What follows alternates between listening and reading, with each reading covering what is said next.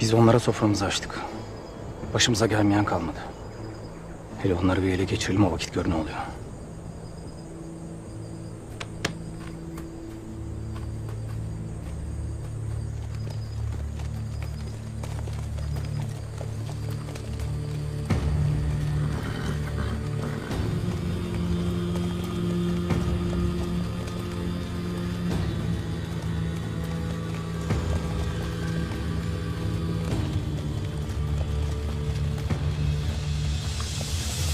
Birazdan sizi bırakacağız. Yolu bulabilir misiniz?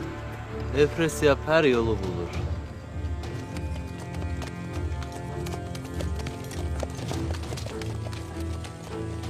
İleride Türkmenler var. Kılıçlarımız ne vakittir kan tadına bakmadı. Elimiz boş dönmesin. Boyana hediye götürelim. Hazırlanın.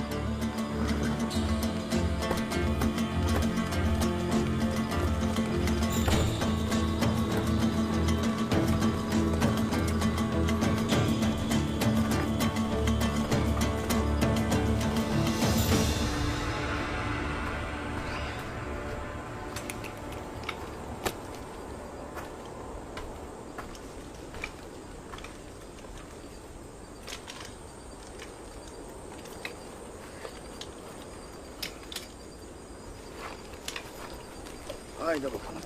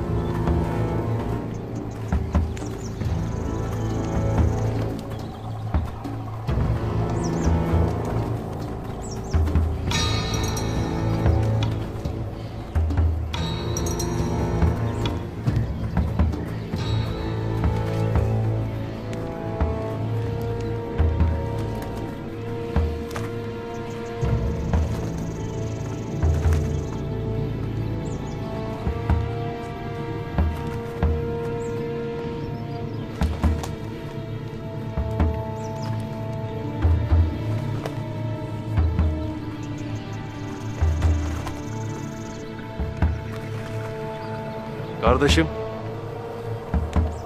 Hoş geldin.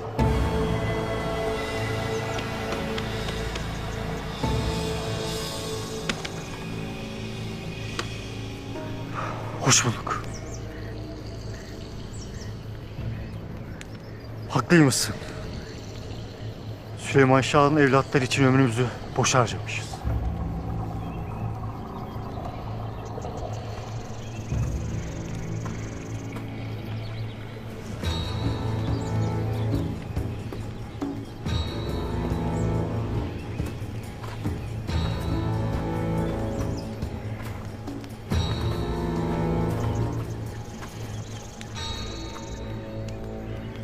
Demek Süleyman Şah'ın alpı sensin.